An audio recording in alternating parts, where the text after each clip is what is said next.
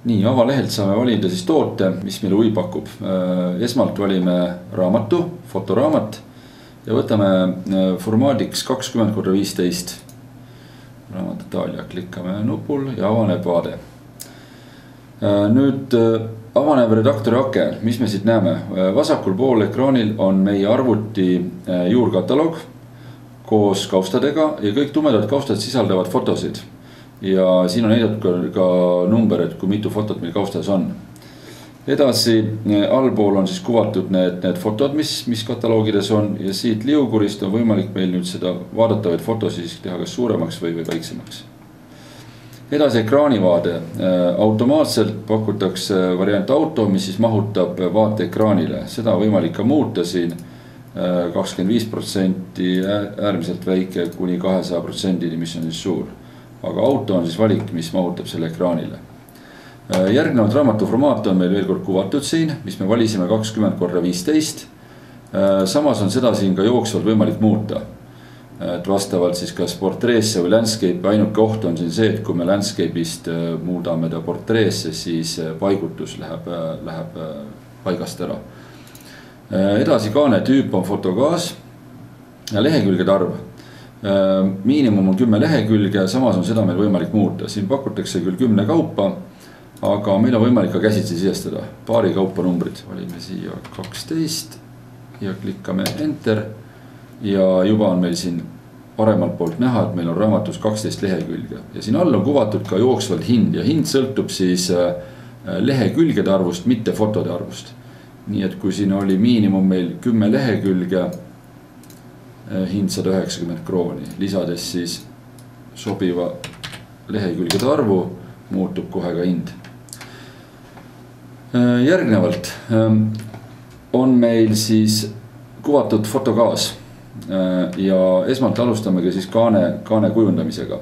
Selleks on võimalus valida oma foto ja kui me tahame oma fotot taustaks, klikkame parema kliki fotol, kasuta valitud lehekülje taustana ja meie valitud foto on paigutatud ilusti siia taustaks. Lisaks on siin ka fotoväli, kuhu on võimalik lisaks taustale tuua sisse ka fotot. Panemegi väiksema foto siia, fotot saab siis suuremaks, väiksemaks teha nuppudest. On võimalus ka siin ülemisest nupust seda pilti pöörata, täpselt nii nagu me soovime. Ja mida on veel võimalik teha, meil on võimalik zoomida fotol olevaid objekte. Teeme topeltkliki fotol ja hiire scrolliga, hiire rullnupuga saame siis sõita nii-öelda sisse ja võtta välja täpselt see osa fotost, mida me soovime. Topeltklikk jälle kõrval, pääseme sellest vaatest välja. Nii, lisaks fotole tahame panna siia ümber ka raamid. Raami valik on kuvatud siin üleval osas ja raamide asetus käib täpselt samamoodi lohistamisega. Lohistame foto peale ja ongi pildil raam ümber. Lähme siia tagasi. Me võime vahetada seda lihtsalt üle lohistades ja näiteks siin see ümar foto. Lohistame õigesse suurusesse ja ongi meil olemas kena foto siin. Edasi tekstiväli. Topeltklikk teksti väljal avab meile siis tekstiredaktori. Siia kirjutame sisse näiteks reis mägedesse. Ja kohe on see tekst kuvatud ka siin kaane peal. Nüüd me võime teha ta tumedaks, valime erksama värvi. Saame valida ka kirja fonti. Jätame sellise impact ja okei. Ja on meil olemas siin kenasti tekst. Nüüd paigutame ta niimoodi ära, kus ta nagu ka loetavam jääb. Selleks on võimalus ka lisada tekstile ikkagi taust.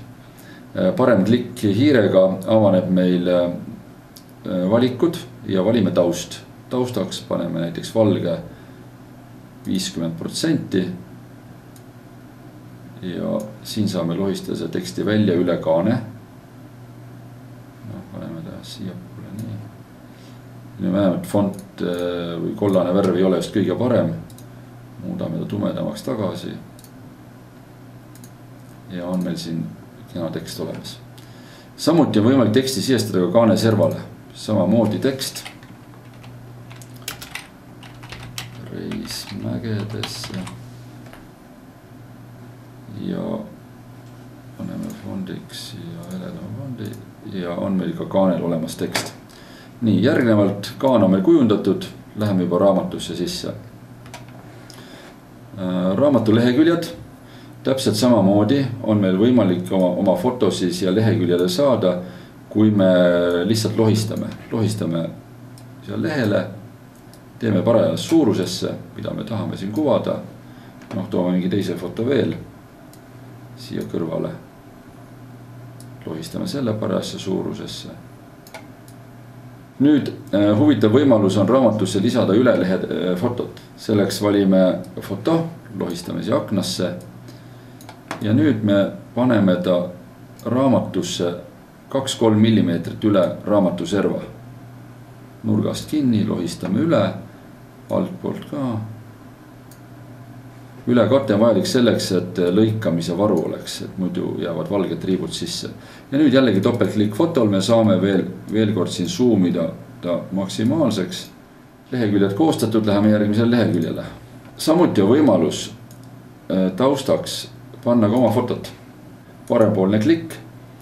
Ja siin on nüüd võimalik valida, kas siis ühel või teisel leheküljel taustana või üle 2 lehe. Paneme üle 2 lehe taustaks.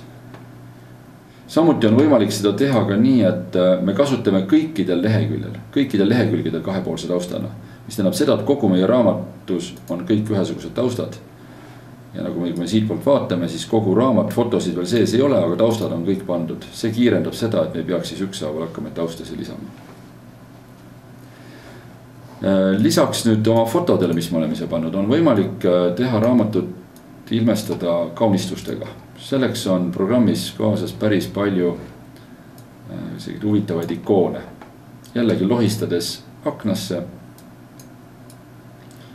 ilmub meile siia täpselt selline ikoon, mida me kasutada soovime. Sõltuvalt nüüd raamatu temaatikast on meil võimalus valida ka neid ikoone siin teemade järgi, kas me näitame kõiki või siis teemad, loomad, liblikad, jõulud, näod, mänguasjad, pulmad ja nii edasi. Ja samamoodi on siis taustadega, et on võimalik valida ka siin teemade järgi, et näiteks siin valime ka pulmad, pakutakse välja juba siis pulma taustad. Kui see kõik on valmis, raamat on tehtud, sooviks seda nagu eelvaates vaadata, kuidas ta siis päriselt välja selleks nägema.